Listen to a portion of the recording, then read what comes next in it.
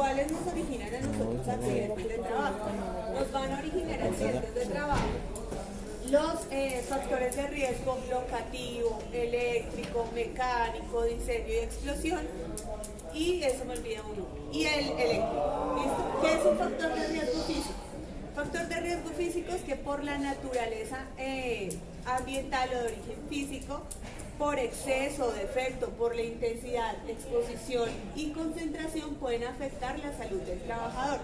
En esto quiero ser clara, ¿por qué? Porque cuando yo les diga a ustedes ¿qué es un factor de riesgo físico? No me van a escribir, un factor de riesgo físico es una lesión en el trabajador. No, un factor de riesgo físico es de naturaleza física, por eso está presente el ruido, la iluminación, la vibración, las temperaturas extremas, la presión. ¿Listo? Les voy a empezar a explicar qué es el ruido. Para eso, necesito que le presten atención a esto. Resulta que ustedes y yo, científicamente comprobado, nosotros resistimos, o nuestro TLB, que es el límite máximo permisible de ruido, es de 85 decibeles, máximo de lunes a viernes, 8 horas diarias con protección en el medio, en la fuente, es decir, en la máquina que origina el ruido, y en el trabajador a través de los EPP. Si eso está controlado, nosotros no vamos a presentar enfermedades. ¿Qué enfermedades se asocian por exposición a ruido? Se asocia a algo que se llama hipoacusia neurosensorial. Para explicarles eso, tengo que explicarles que esta imagen que está acá es su oído. El oído se conforma por el oído externo, que es la oreja, y el conducto auditivo, donde está la cera.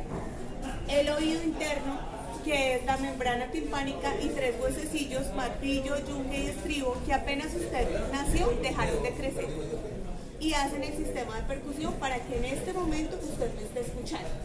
Y la parte más importante que usted y yo no nos cuidamos se llama caracol o cóclea, que es donde se depositan las células auditivas. Al igual que las neuronas, el Dios que nos hizo perfectos. Usted nace y puede escuchar todos los sonidos. El problema es que por malos hábitos o exposición a ruido, esas células auditivas se van perdiendo. Cuando usted empieza a escuchar música con esos audífonos, usted está matando las células auditivas y va a ser el sordo del futuro. Entonces usted a los 57, 60 años, usted ya va a tener hipoacusia. ¿Qué es la hipoacusia? La hipoacusia es la disminución de la pérdida de capacidad auditiva. Hay 3 tipos de hipoacusia: hipoacusia neurosensorial, conductiva y hipoacusia mixta. La conductiva es un muy buen pronóstico. ¿Qué es? Que de pronto usted tiene una inflamación, tiene otitis, tiene una infección, le dan medicamento y usted ya después empieza a escuchar bien.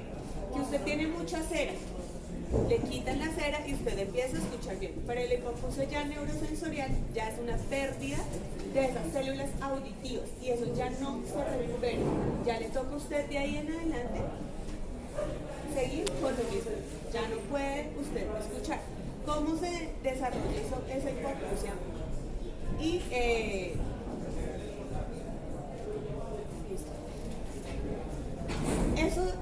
esa hipoacusia demora años.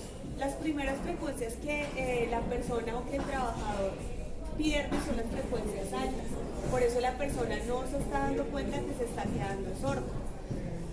Entonces, ¿cuáles son las frecuencias altas? Las que van desde 4.000 a 8.000. La persona no escucha si sale, no escucha ya el sonido de los pájaros, no escucha el timbre del teléfono. ¿Cuándo empezamos a tener hipoacusia neurosensorial? ¿Cómo nosotros detectamos eso desde salud ocupacional? Realizando algo que se llama audiometría. Yo esto se los voy a explicar muchísimo después, simplemente es a grosso modo para que me vayan entendiendo. Entonces miren, esto es una hipoacusia neurosensorial. Ya hay una pérdida auditiva de más de 15 decibeles, porque para que nosotros nos salga la audiometría normal, tiene que estar por debajo de 95 decibeles. ¿Listo? Volvamos acá. La parte de iluminación. En la parte de iluminación también nos afecta porque por exceso o defecto nosotros podemos llegar a tener algún tipo de lesión ocular. Generalmente lo que más se presenta, eso después se los explico porque ustedes todavía no lo van a ver, pero es para explicarles.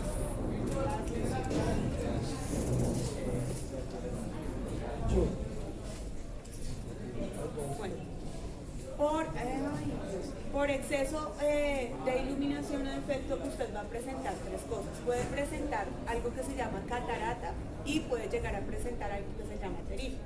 La catarata es una opacidad del cristalino. El cristalino es uno de los medios transparentes que le permite a usted llegar a ver. Entonces, estas nubecitas que ustedes ven en el ojo del paciente se llama catarata. Y la catarata se puede llegar, si está expuesto al factor de riesgo de iluminación o exposición a radiación ultravioleta, se puede llegar a presentar como catarata de origen profesional. Si no se opera, porque igual ahí cambian el cristalino del ojo, si no se opera la persona puede llegar a quedar ciega. Una persona que tenga catarata ve así. ¿Listo? Hay otra cosa que se les puede presentar a ustedes, que es esto, que se llama terigio. Y el terigio también se opera. Entonces, ustedes ven acá el terigio del trabajador y después la operación. ¿Hasta ahí vamos bien? Sí. Bueno, la otra que nos queda es la parte de la vibración. Entonces, perdón, antes de seguir. Resulta que hay otra enfermedad por efecto de iluminación que se llama nistagmus de los mineros. Se presenta más en hombre porque los hombres son los que se dedican al oficio de la minería. Se presenta más en el grupo etario de 40 a 60 años. ¿Qué es el nistagmus de los mineros? Es un movimiento incontrolado de los músculos del ojo. Entonces la persona puede empezar el ojo, se pueden presentar movimientos circulares involuntarios, usted le ve el ojo al señor dando vueltas, o puede llegar a presentar movimientos horizontales. Eso se llama nistagmus de los mineros. Y se le puede presentar otra cosa que son los ojitos cuando se les ponen muy rojos, eso se llama conjuntivitis y es la inflamación o irritación de la conjuntiva, que es la membrana que recubre el párpado del globo ocular. ¿Listo? Hasta ahí quedó entendido que era el ruido y que era lo de la iluminación, ¿cierto? Vamos a hablar ahora de la vibración. Resulta que la vibración es un movimiento oscilatorio en un cuerpo, pero nosotros nos podemos llegar a enfermar por estar expuestos a ese factor de riesgo de vibración. Usted recibe dos tipos de vibración. Una vibración que es de tipo global, que es la que ustedes van a ver acá, que es la que recibe el trabajador en todos los ejes del cuerpo, en el eje X, en el eje Y y en el eje Z. ¿El eje X cuál es? El que recibimos de la cabeza hacia los pies. El eje Y es el que entra, el eje X es el que entra desde la espalda hacia el pecho y el eje Y es el que sube. ¿Listo? ¿Cuándo presentan ustedes ese tipo de vibración? Las personas que se dediquen a ser conductores o las personas que tengan acá un vehículo y les guste conducir. Al momento que usted está conduciendo, está recibiendo su cuerpo una vibración y esa vibración usted la está recibiendo en cuerpo entero. La vibración parcial es la que se divide en un segmento del cuerpo. En este caso puede ser el de mano-brazo. Entonces, cuando tú estás trabajando con un taladro, estás recibiendo una vibración, pero ya no una vibración global, sino una vibración parcial. Cuando ustedes están con la pulidora en el vehículo, ¿qué tipo de vibración están recibiendo? ¿Global o parcial? Parcial. Cualquiera de las dos los puede llegar a enfermar. ¿Qué se les puede llegar a presentar a ustedes? Más adelantico les voy a mostrar los desórdenes osteomusculares, pero generalmente se les presentan desórdenes osteomusculares, problemas cardiovasculares, malestar. Por la vibración global, lo que más desencadena son lesiones en la columna. Entonces los conductores tienen hernias discales, tienen... se me olvida el otro. Bueno, pueden llegar a presentar hernias discales. ¿Hasta ahí quedó clarito eso? Ya más adelante les voy a explicar bien lo de lesiones osteomusculares. Hay otra cosa que ustedes tienen que saber, y es que parte también de los factores de riesgo físico que ya les dije, que es el ruido, la iluminación y la vibración, hay otra que es peor, que se llama radiación. Y la radiación se divide en radiaciones ionizantes y radiaciones no ionizantes. Radiaciones ionizantes es porque hay carga de electrones, es decir, los electrones están ionizando. Esas son las más nocivas y están comprobadas para el trabajador que le generan cáncer. ¿Por qué? Porque yo recibo esa radiación y esa radiación en mis células lo que hace es una malformación del material genético y me genera mi cáncer. ¿Qué tipo de radiaciones ionizantes hay? Radiaciones gamma, radiaciones alfa, radiaciones beta y rayos X. Para que me entiendan, un radiólogo se está irradiando todo el tiempo. Nosotros, para poderlo controlar, le ponemos acá una plaquita para mirar cuántos silvers él está recibiendo, porque la radiación de rayos X se mide en silvers. En un año, el tipo máximo, para que no vaya a presentar cáncer ni vaya a presentar ningún tipo de radiación, se puede irradiar 20 silvers.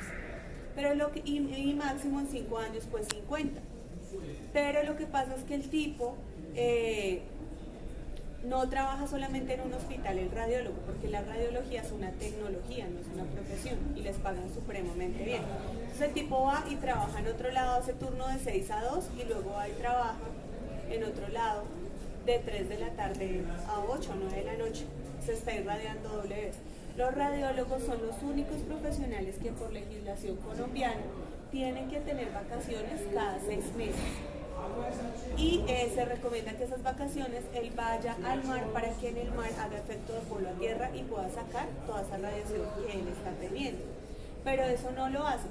¿Qué le causa a usted la radiación ionizante? Causa malformación, causa cáncer, altera todo el sistema hemapoyético, altera el sistema aparato digestivo, la piel, y le altera a usted el sistema cardiovascular. Para que también me entiendan, miren, los rayos X son supremamente peligrosos porque ionizan. Ustedes han visto en las películas que llega una mujer que está cargada de droga, que es una mula, y que le preguntan si está embarazada. Si ella llega a comprobar que está embarazada, ya no le pueden tomar una placa de rayos X, porque al momento de que uno se expone a esos rayos X, el bebé recibe esa radiación y nace con malformación. Entonces es supremamente peligrosa ese tipo de radiaciones. Cuando están trabajando, ustedes ven a Homero en la planta nuclear, eso hace parte también de las radiaciones ionizantes y son supremamente peligrosas. O sea, tenemos que hacerle acá un muy buen manejo. Las otras que nos quedan son las radiaciones no ionizantes, que estas no está comprobada científicamente que le vayan a originar al trabajador algún tipo de lesión. ¿Cuáles están ahí? Radiación ultravioleta, radiofrecuencias, microondas, arcos de soldadura, la radiación que usted recibe por el uso de las fotocopiadoras y ultravioleta, microondas, radiofrecuencias también hacen parte de este tipo de radiación, y generalmente lo que se presentan son lesiones en los ojos y en la piel, pero digamos que el trabajador no se me va a morir por eso. ¿Listo? Ahí quedó explicado el factor de riesgo físico. ¿De cuáles hacen parte? Vibración, radiación, iluminación. Se me olvidó explicarles temperaturas extremas. Por la temperatura extrema yo también puedo llegar a afectar la salud de un trabajador. Las personas que trabajan en los frigoríficos trabajan en neveras, y las neveras acordémonos a 4 grados bajo cero. Entonces el trabajador se puede llegar a enfermar o puede presentar un síntoma que se llama hipotermia. Por el contrario, cuando estamos hablando de que están trabajando con hornos, de que están trabajando en calderas, ahí el trabajador está pues con un exceso de fuente de calor que todo me consume. ¿Quién te prestó este carro? El muchacho me lo consiguió. ¿Qué? Él se lo quitó. ¿Este? ¿Se puede? Sí. Muchachos, va con Bali, profe. Uno de esos. El mismo de poder, profe. Resulta que por estar expuesto al calor, el trabajador puede quedar con una enfermedad de origen laboral que se llama golpe o choque de calor. Y es que él todo el tiempo va a tener elevada la temperatura corporal debido a esa exposición. Lo más importante que ustedes tienen que tener claro es que todos los factores de riesgo nosotros los tenemos que controlar en la fuente, en el medio y en el trabajador para evitar que el trabajador se nos enferme. El factor de riesgo químico son todos aquellos elementos o sustancias de origen químicas que al entrar en contacto con el cuerpo humano pueden provocarle una lesión al trabajador. ¿Tomas un favor?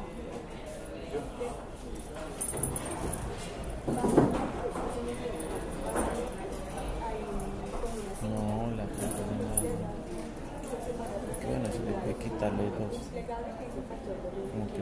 el otro, el azul. ¿Cómo ustedes entran en contacto con las sustancias químicas? Ustedes entran en Si quieres contacto fumar, por ya. inhalación, es decir, a través de las vías respiratorias van a entrar en contacto con esa sustancia química y pueden llegar a enfermarse. Pueden enfermarse a través de, por inhalación, por la parte dérmica, por contacto con el órgano más extenso de su cuerpo, que es la piel, o pueden llegar a entrar en contacto por la ingesta, porque esos alimentos fueron contaminados con esa sustancia química y usted los consume. Y la última se llama vía parenteral, que es que usted tenga una herida y por medio de esa herida usted haga contacto con esa sustancia química. Lo que les voy a mostrar acá es un video muy pequeñito.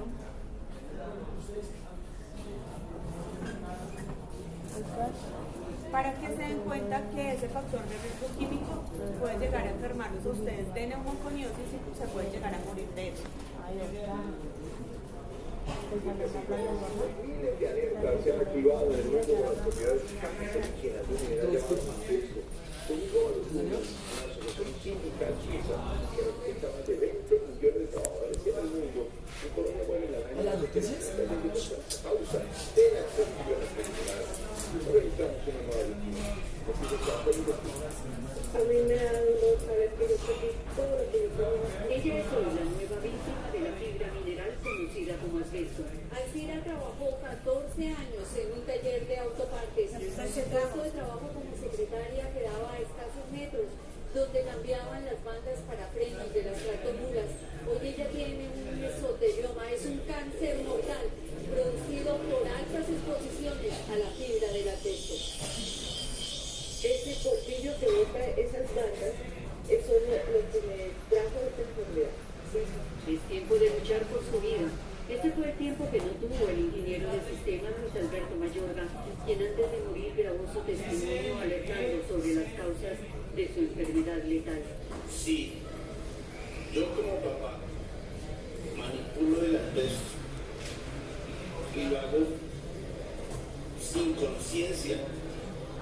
Puedo llevar a la tumba también a mis hijos. Alcira, ¿usted por qué está dando este testimonio? Porque si me pasó a mí, a mucha gente de ustedes está pasándole lo mismo y no saben qué es lo que tiene, por qué lo tiene, cómo lo adquirieron, porque este cáncer es adquirido, no es hereditario, ni genético, ni nada de eso. Con el asbesto se fabrica desde pastillas para frenos, tejas y otros materiales de construcción. Es una fibra mineral peligrosa que en 56 países industrializados está prohibida y en su uso ha sido reemplazada. La investigación de Noticias Caracol fue más allá. Visitamos la mina de asbesto a cielo abierto que se reactivó en Campamento Antioquia. ¿Pero qué pasó después de estas graves denuncias? El gobierno nacional no ha tenido una respuesta proactiva a favor de las víctimas del asbesto, que fundamentalmente es lo que nos importa. En todas las formas el asbesto se sigue utilizando. La mina siguió funcionando. El ARP debía tener muchos controles. Alcira tiene hoy otro frente legal de batalla. Sí. Les interesa a ustedes, después se los voy a explicar. Para que me entiendan, el factor de riesgo químico se divide en la exposición a sólidos, líquidos, humos, gases y vapores. Por ¿Cuánto polvos, va? por el asbesto, por la sílice, 19 minutos. por cualquier tipo de polvo que usted ingrese por su vía respiratoria, eso puede llegar 5 micras, es lo que se necesita que llegue a los alveolos, y el alveolo lo que hace es que entra dióxido de carbono, porque nosotros respiramos dióxido de carbono y lo convierte en oxígeno y lo manda al resto de su cuerpo. Cuando ahí en eso, a través de esos sólidos, empiezan a depositar en esos alveolos algún tipo de polvo, se presenta algo que se llama neumoconiosis. Hay unas neumoconiosis más graves y otras no tan graves. Y el trabajador puede llegar a fallecer por perder capacidad pulmonar.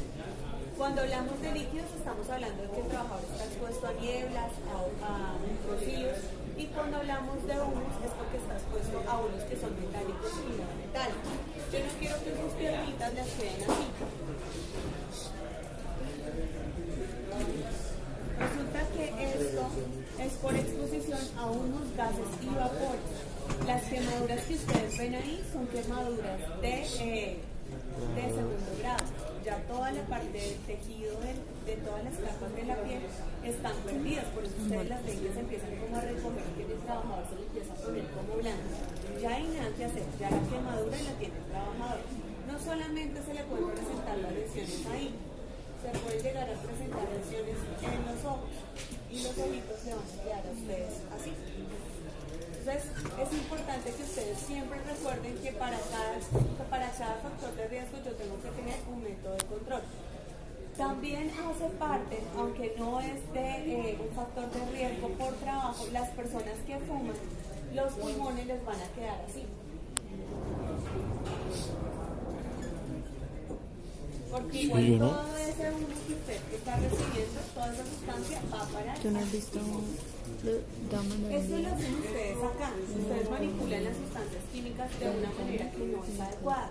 Cuando ustedes vayan a trabajar a un concesionario, por supuesto que ustedes lo van a hacer, allá nosotros manipulamos las sustancias químicas como debe ser. Entonces tenemos hojas de seguridad, hay una buena disposición de todas esas sustancias químicas, hay unas matrices de compatibilidad para saber qué sustancia se puede almacenar y qué sustancia no.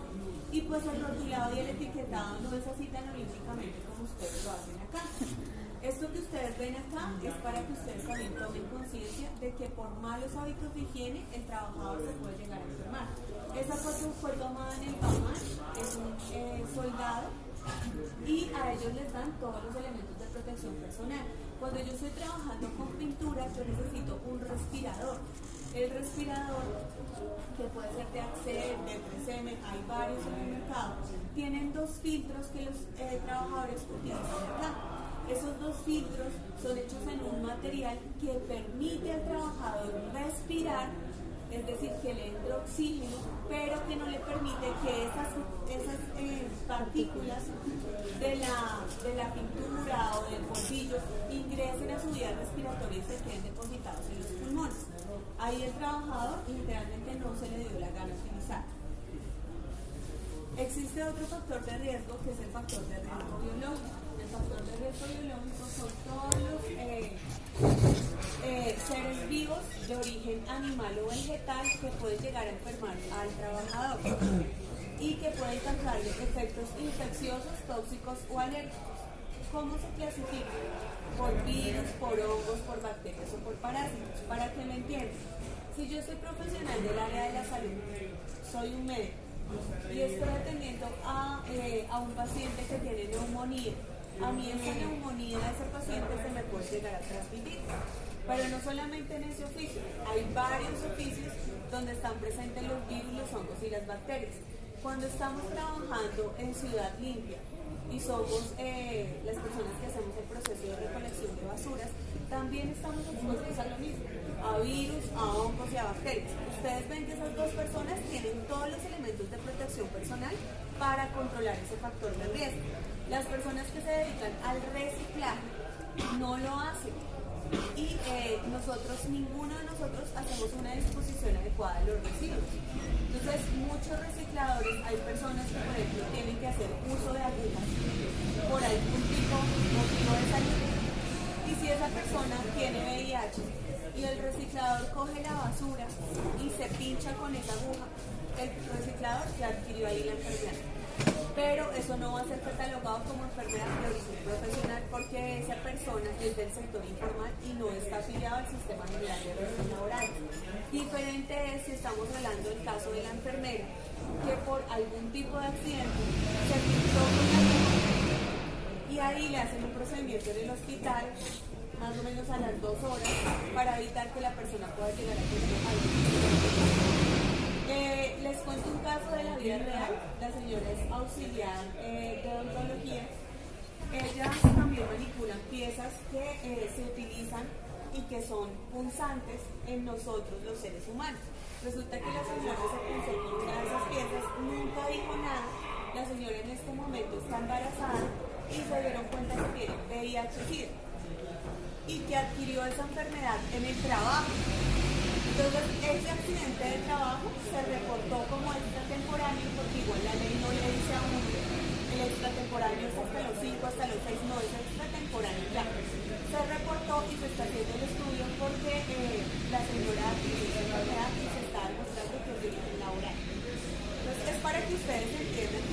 les estoy explicando acá no está ajeno a su mundo.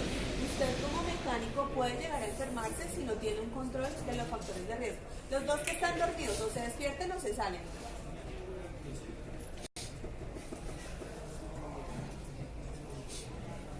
Ahí les dejé unas fotos para que ustedes lo vean. Hay otro factor de riesgo que está más presente en ustedes, en su gremio, y es el factor de riesgo biomecánico o ergonómico. Ahí, ¿qué tenemos que entender? Primero tenemos que entender qué es ergonomía. La ergonomía es el estudio entre el hombre, la máquina y el entorno. La ergonomía busca que el trabajo sea el que se adapte a las condiciones de esa persona, no todo lo contrario, que la persona se adapte a las condiciones del trabajo. Tiene que ver con el diseño del puesto de trabajo, las herramientas que por su peso, tamaño o forma encierran capacidad de producir el trabajador, fatiga física, esfuerzos musculares, por sobreesfuerzos o movimientos repetitivos, posturas inadecuadas y movimientos inadecuados. ¿Cómo se clasifican? Se clasifican de carga estática cuando nosotros estamos siempre en una misma posición y esa posición es inadecuada. Cuando tú eres cajero y todo el tiempo estás sentado, o cuando tú eres un vigilante y todo el tiempo estás de pie. Un vigilante puede llegar a hacer turnos de 12 horas. Entonces el tipo tiene ahí un sobreesfuerzo físico y está en una postura prolongada durante mucho tiempo. Ustedes los mecánicos están con eso. Usted está debajo del carro muchísimo tiempo y está haciendo un sobreesfuerzo, está haciendo movimientos repetitivos con las herramientas con las que usted está trabajando. Y de carga dinámica, que es una inadecuada aplicación de fuerzas, inadecuada manipulación de cargas y movimientos repetitivos. Esto que ustedes ven acá es lo que ustedes no me pueden llegar a hacer. Nosotros tenemos unos pesos máximos para poder llegar a manipular. Y los pesos no se manipulan o las cargas no se manipulan como este señor lo está haciendo acá. En esa posición, ahí está sufriendo la las vértebras lumpares, las 5 últimas de la columna, y el señor se puede llegar a enfermar. Puede llegar a tener lumbalgia, puede llegar a presentar hernias discales. Siempre nosotros tenemos que acordarnos de eso. Los hombres, ustedes van a poder transportar. Para transportar ustedes pueden llevar 25 kilos para levantarlos, pueden llegar a levantar hasta 25 kilos. Nosotras las mujeres, Caterina y yo, solamente 2 kilos. Para poder llegar a cargar, ustedes soportan, sobre todo en sus hombros, y lo ven en los carniceros, ustedes pueden llegar a soportar hasta 50 kilos. Nosotros soportamos la mitad, 25. Si eso no se hace, se van a empezar a presentar enfermedades. Esta es una columna que, si ustedes la vieran de frente, la columna se ve recta, pero si la vemos así diagonal, se ve con estas alineaciones. Tenemos 7 cervicales, tenemos 12 dorsales o torácicas y tenemos 5 lumbares y 5 sacros. ¿Cuál es la función de su columna? Le permite sostener su cuerpo, le permite recubrir algo supremamente importante que es la médula espinal y le permite desplazarse de un punto a otro sin que usted pierda el equilibrio. Entonces vamos a empezar a hablar de la primera enfermedad. La primera enfermedad se llama lumbalgia y es en esas 5 vértebras que al final de su columna generalmente se presenta de manera súbita un dolor que empieza a presentarse desde ahí, se irradia los glúteos y puede llegar a irradiarse hasta la pierna. Es un dolor insoportable. ¿Cuáles son las causas? Posturas inadecuadas, acá los que están más sentados, falta de ejercicio, hernias discales, lesiones directas en la zona y escoliosis. Para que me entiendan, ¿cuál es la escoliosis? La escoliosis es una desviación en la columna y la desviación puede ser de menos de 10 grados. Pueden haber desviaciones de 7, de 8, de 9 grados y la columna o el cuerpo de la persona se va para donde tenga la escoliosis. Siempre van a ser en forma de C o en forma de S. Les voy a mostrar unas imágenes para que me vean. Paola, la electricidad tiene escoliosis. Sí. ¿Y cómo hay para jugar? Ay.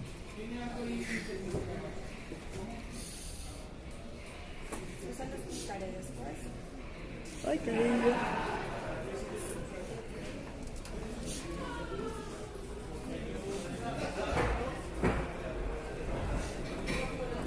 Profe, o sea que más Ya, adelante, esperamos 5 minutos. Miren, cuando ustedes manipulan una carga y la hacen de manera incorrecta, ustedes están poniendo 10 veces más el peso real al que están cargando. ¿Sí? Si el peso es de 10 kilos, si ustedes lo manipulan de manera incorrecta, la columna está recibiendo 10 veces más ese peso, es decir, que está recibiendo 100 kilos. Para que me entiendan, eso se los voy a explicar después. Quiero mostrarles la fotito de la escoliosis. Una persona con escoliosis es una persona así. Esta